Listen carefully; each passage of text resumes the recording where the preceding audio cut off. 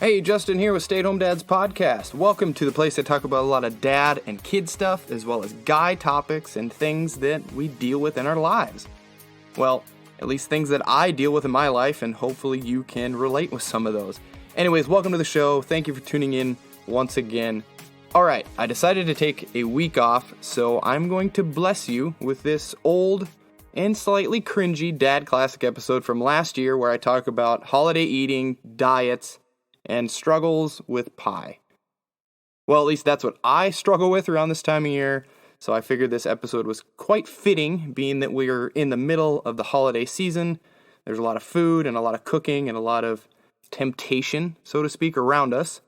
Like I said, it's cringy, so please try to ignore my monotone voice and primitive audio that I was using back then. Anyways, next week will be a brand new episode, so hopefully it'll be less monotone and more exciting.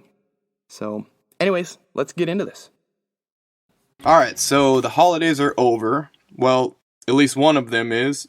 Thanksgiving is come and gone. We still have Christmas and New Year's to get through before this whole food train kind of slows down a bit. And that's kind of what I wanted to talk about today. The whole holidays and eating, maybe overeating, dealing with our kids and eating, and binging crazy foods. I thought that warranted maybe a discussion. Anyways, this is always kind of a hard time of year for me. I imagine it is for a lot of people. It's just all the food, all the good food. Not necessarily good for you, but just amazing home-cooked stuff on all these holidays. Plus all the shit candy and chocolates and all the junk that tends to enter our homes this time of year as well. All that stuff is pretty amazing, right? Thanksgiving, it was pies and stuffing and gravy. God, don't forget the gravy. And then Christmas is coming. That's going to be more pies and more butter-laden sides and more cookies and Santa's chocolates and all that stuff. So it's just a hard time to stay on a solid eating plan.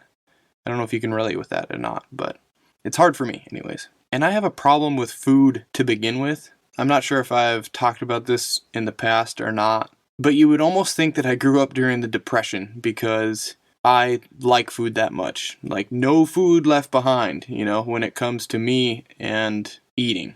Just like over Thanksgiving weekend, I think I had 3 pieces of freaking pie. Like, 3. Why would I do that to myself? And then don't tell me that food is going to go in the trash or stuff's getting thrown out. No way. If you say anything about food being thrown out, I will usually jump on that grenade and I will scarf that down. And why, I have no idea. I guess I just don't like waste. Even if I'm full, I would rather eat it and be miserable than toss it. Maybe it's my guilt that starving children are out there somewhere and I would feel bad trashing it. Maybe it's because I put a monetary value on everything. So then when I see my wife throwing something away, she's not throwing food away in my eyes. She's throwing $3.30 worth of food away. I don't know. And actually, me and my father-in-law used to joke around a lot that we both had this disorder called binge eating disorder, which, yes, it is a real thing. It's a real condition, but it's where we would eat damn near everything around us all the time. A bucket of chicken, let's finish it. We have a rest of a cheesecake from a party, all right, let's finish it. And we would do that, and we would eat all this food and then feel miserable, and we self-diagnosed ourselves that we had binge eating disorder. But I think I have actually gotten a little bit better. Got it under control a little bit. I've really been watching what I eat a little bit more. Watching it go right in my mouth, right? No, but really, I've been actually counting calories a lot now, and it really helps. It keeps me accountable, I guess. I hold myself accountable, let's say that. But anyways, we need to control ourselves, all right? Get ourselves under control. I could just say, eat well and eat less, and then end this episode right now. Boom, done, all right? But I guess that doesn't really work. I mean, every person knows that's the general thing. calories in, calories out, right? And you probably already know all the stupid shit I'm going to suggest and talk about in today's podcast, but that's okay. Honestly, I would rather hear it from some regular Joe, regular person like myself, than from some quote-unquote fitness influencer or some other bullshit you read on social media. So that's what I'm trying to do. I feel like I've learned a little bit in the almost 3 years that I've been really legitimately exercising and logging almost everything that I eat. So just trying to pass on my tiny bit of knowledge or experience. Not really knowledge. I'm not a doctor or a gym physical whatever. I'm just a person. So anyways, some of these first ones are just ones that I've used myself or thought about. And then I actually found, of course, I found an article. I think it's a CDC article that I'll get into a little bit later here. All right, so the first one I would say is, honestly, let's not put too much stock into this day or any of these holidays. I know earlier I said it's a hard day to stay on a diet. Well, maybe in some respects we don't stay on a diet. It's only one day, so it's really only one meal, honestly. So let's just enjoy it. So we usually eat around 2 p.m. for these holiday meals. So I tend to eat my normal breakfast and then I skip lunch because we eat at 2 o'clock. And then that kind of preps me for the whole Carbapalooza. And the big meal covers lunch and dinner. So it's probably really not as many calories over a normal day than we would think. And yes, I know we shouldn't skip meals. Skipping meals is typically bad. Messes with your whole rhythm and your meal timing, I guess. So typically, no, you wouldn't do that. But like I said, this is only 1 or 2 days out of the year. So I don't think it's going to really be that big a deal. And then maybe if you're on this really restrictive diet, then use this day as a cheat day or a cheat meal. And then say it's Thanksgiving, and then when Friday comes around, you get back up on your health wagon and you don't let this one day of bad eating throw you off the rails. And I think that's where a lot of people kind of get bogged down. They start to slip up, they eat bad for a day, and then they look at themselves in the mirror and they feel like a big piece of crap, and then they throw their whole diet away. They think it's ruined. And then it takes weeks or even months to get that motivation back and hop back up on that deficit horse and get going again with a good diet and working out. I think they go hand in hand. When your diet kind of goes to hell, sometimes your motivation for getting in the gym or doing physical exercise kind of goes to hell also. But it's not ruined. So don't let this bump make you throw away months and months of hard work, okay? And if you're going to be good and try to adhere to some sort of diet plan, maybe just choose wisely when you're eating. I know that may sound very vague, just like me saying eat less. But if you're going to be eating a few appetizers before a big meal, maybe try and stick to the veggie tray. Stick to some lighter apps. Forget about the mini quiches and the pastries and the baked whatchamacallits, and just munch on those carrots and the celery. And I know that doesn't sound as amazing as a mini quiche, but you want to stay conscious of what you're eating, right?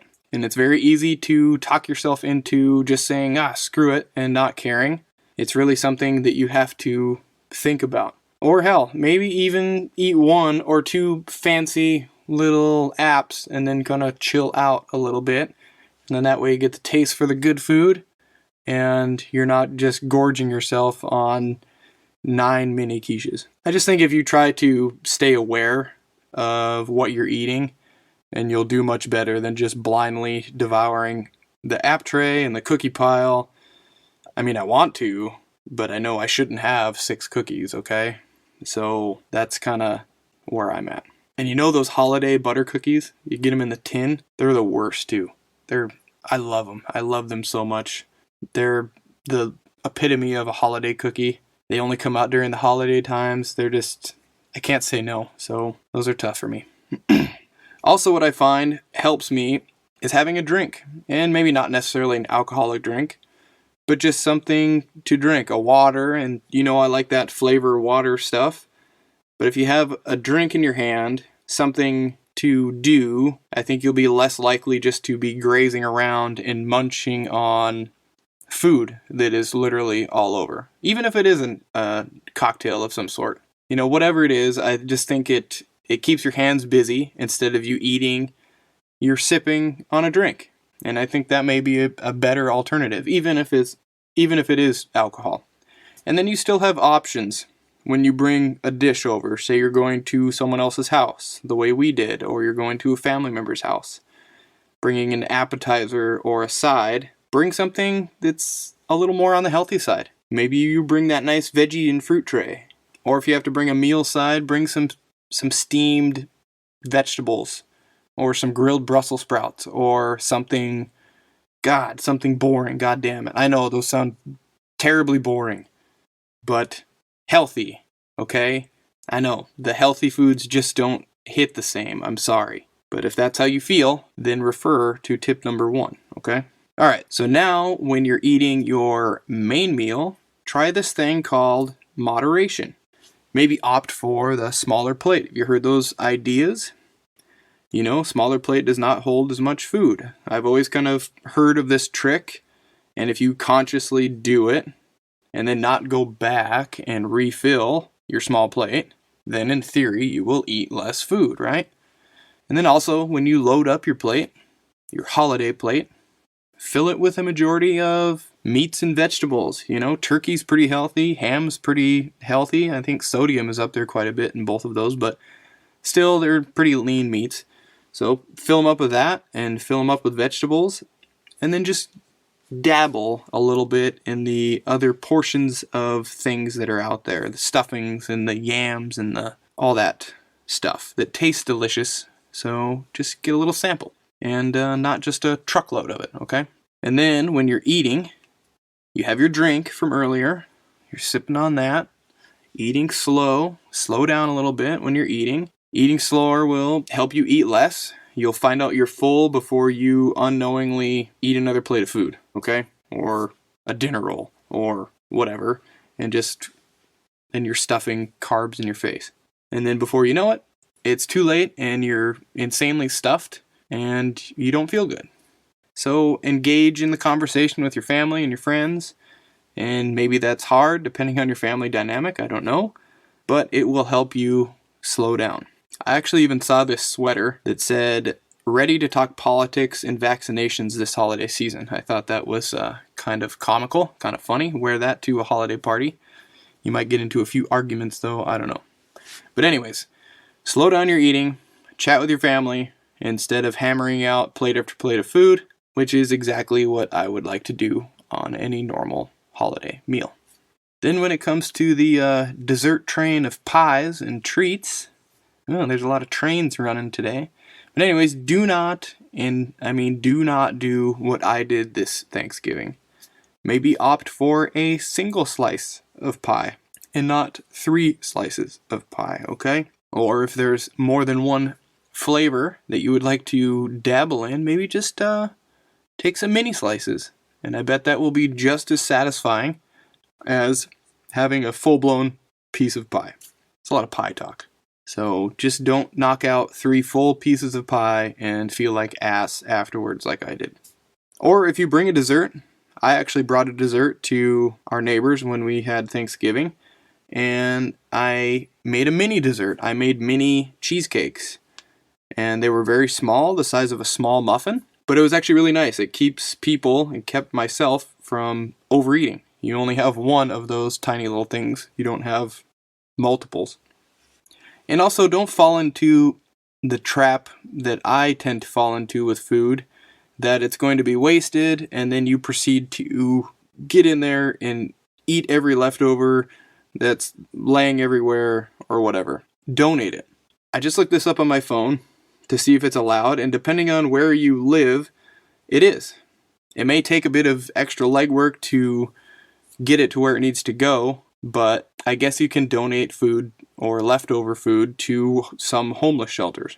Or if you can't donate it and you can't keep yourself from binging on all these delicious leftovers in your fridge, you could make up a few plates of your wonderful spread with a nice slice of that pie and maybe you could bring it to some homeless people that you maybe regularly see, or you know where homeless people typically are hanging out at.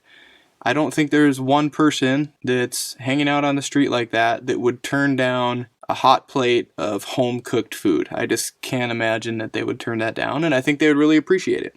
So you could always do that as well. And then after these amazing days of overeating are through, maybe get outside, take a nice walk, burn off a few calories, get the metabolism going, and get your heart rate up, get yourself kind of reset to not indulge day after day after the holidays. And I just think that's much better than going and laying down and taking a turkey coma type nap.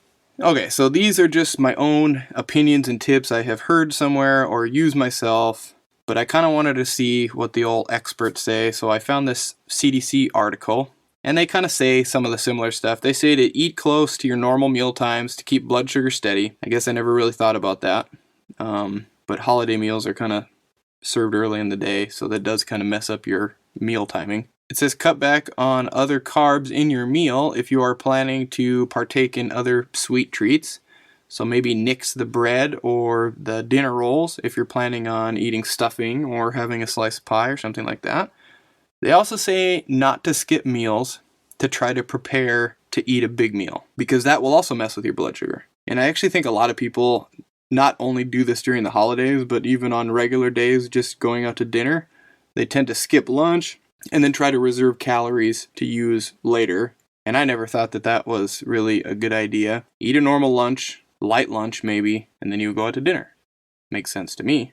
And then you're not binging on this big calorie heavy meal out at a restaurant, I guess. Anyways, it also mentions swapping out certain desserts for other desserts. So the example they give is eat a piece of pumpkin pie in place of a piece of pecan pie, because that will actually cut your calories and sugar by almost a third or more than a third. So that goes back to making smarter choices like I talked about earlier.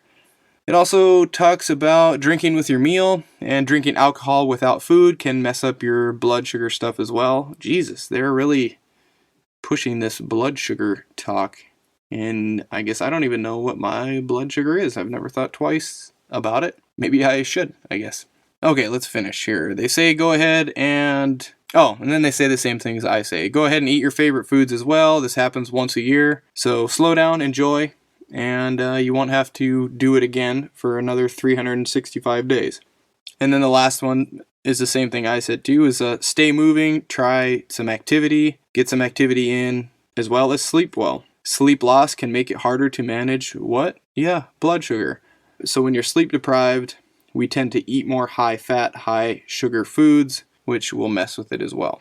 And I think you eat the high fat, high sugar foods when you're sleep deprived because you want the energy, I'm guessing. All right, so that's the CDC article. And I'll link that in the description so you can check it out on your own.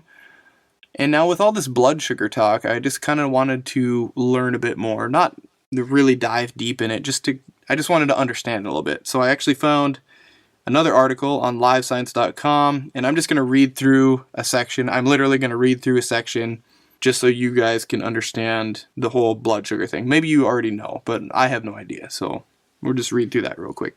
Okay, blood sugar, or glucose, is the main sugar found in blood. The body gets glucose from the food we eat. This sugar is an important source of energy and provides nutrients to the body's organs, muscles, and nervous system. The absorption, storage, and production of glucose is regulated constantly by complex processes involving small intestine, liver, and pancreas. Okay, that's a general of what blood sugar is. Now, this article goes real deep, not deep, but it goes into a bunch of details that I'm kind of just glossing over, and I'm just getting down to normal blood sugar. Now, you'll never know what your blood sugar is if you've never tested it, so I'm just going to read this blurb here too. It says for most people, 80 to 99 milligrams of sugar per deciliter before a meal, and 80 to 140 milligrams per deciliter after a meal is normal, according to the American Diabetes Association. It goes on, it says these variations in blood sugars, both before and after meals, reflect the way that your body absorbs and stores glucose. After you eat, your body breaks down the carbohydrates in the food into smaller parts, including glucose, blood sugar, which the small intestine can absorb. And then it gets into problems. It says diabetes happens when the body lacks insulin or because the body is not working effectively. It says the disorder can be linked to many causes, including obesity, diet, family history, etc. Then it gets into a much more doctor jargon, we'll call it that. All right. Keeping blood sugar in control, just like we were talking about in the CDC article with our food. This guy, Stevenson Laws, said healthy individuals can keep their blood sugar at appropriate levels using the following methods. Maintaining a healthy weight. Talk with a complete healthcare professional about what an ideal weight for you should be. Improving your diet. Look for and select whole, unprocessed foods, like fruits and vegetables, instead of highly processed or prepared foods. Foods that have a lot of simple carbohydrates, like cookies and crackers, that your body can digest quickly, tend to spike insulin levels and put additional stress on the pancreas. Also, avoid saturated fats and instead opt for unsaturated fats and high fiber foods. Consider adding nuts, vegetables, herbs, spices to your diet. Also, it says get physical, like I mentioned earlier as well. A brisk walk for 30 minutes a day can greatly reduce blood sugar levels and increase insulin sensitivity. But anyways, that's just a basic what is blood sugar, and I'll link that in the description as well for your reading pleasure. And then I actually talked to my wife for a minute because she used to sell diabetes medication, and she enlightened me a little bit because I asked her if we should be worried about blood sugar levels and diabetes in our kids, since they tend to eat much shittier, honestly, than adults do, or a lot of adults anyways. She mentioned this thing called the 3 Ps. And I guess it's for everybody, but she said kind of pay attention to it with children too. And that's polydipsia, polyuria, and polyphagia. And that's excessive thirst, excessive urination, and excessive appetite. So if your kids are exhibiting any of these signs, like excessively to where you really notice that they can't seem to drink enough liquids to satisfy their thirst, or they're going to the bathroom an odd amount of times, a lot, then you might want to get them in to see if they have anything going on with their blood sugars and insulin and all that other stuff. So those are kind of 3 simple warning signs. So speaking of children, they can kind of have a tough time during the holidays as well. Picky eaters, right? Too much junk available. Well, I guess they usually just eat the cheese and cracker plate, and then they just stonewall everything that's not hot dogs and noodles, right? But in some respects, maybe that's okay. I don't know. Why should I force casseroles and stuffings and candied sweet potatoes on my kids when they don't really want them? My kids are actually really good eaters anyways, and they would usually eat the hams and turkeys and main proteins just fine. So maybe I just kind of steer into that skid a little bit. Let them eat carrots off the veggie tray or some of the green beans or whatever for a holiday meal. I mean, sure, we'd like our kids to try new foods, of course. I don't want to cultivate some crazy picky eater. And I mean, some days are hard enough to get kids to eat regular meals. So should we be pushing grandma's corn dish or cranberry sauce? I don't really think we should, honestly. I just don't want to force food on them, especially during the holidays. Maybe we could just let them choose a little bit and give them a little bit of choice, to an extent anyways. I mean, I know they're not going to choose any of the new and different foods on the table. Maybe we get them to try it, I guess. And I think there does need to be a little bit of oversight there in letting them choose. We're not going to let them just eat grapes and cookies and crackers. Keep them from just jumping on that cheese plate or whatever other junk they can get their hands on. And what is with kids and cheese? It's like a magnet to them. But maybe we just limit that a little bit and steer them towards better options. I mean, we're still the parents. We're still in control. And I think a lot of parents these days don't really want to piss their kids off at all, or they want them to be happy and like them all the time. But we also have to remember that kids aren't going to starve. Eventually, they will eat what you give them. On the flip side of that coin, maybe the holidays is not really the time for a life lesson, I guess. And maybe my kids are kind of weird. I don't know. Maybe I rule with an iron fist. But they'll eat carrots and cucumbers and beans over a lot of other stuff. They tend to like their vegetables, so maybe I just let them do that. I mean, they actually even request them sometimes, and I'm not going to complain about that. And usually they won't eat pie. They won't touch pie. Maybe since we don't have it that often, it's a once in a year type of thing, and it's a new food, so they don't want to try it. which, you know what, maybe I'm just fine with. But it's not really that healthy anyways, right? But if your kids don't want the stuffing and the yams and all that stuff, maybe we just let them fill up on the other stuff that you know is better for them anyways. And I don't think grandma's going to be offended when little Sally doesn't eat her fruitcake, okay? And as with anything though, too much is too much. Too much red meat, bad. Too much alcohol, bad. Too much stuffing and pie, it's not good either, right? And that's kind of where the oversight comes in. And especially with our kids, what I would be more worried about would be their sugar intake. My 4-year-old loves sweets, loves chocolates, loves cookies, loves candy canes. Literal sugar sticks get stuck in your teeth when you chew on them.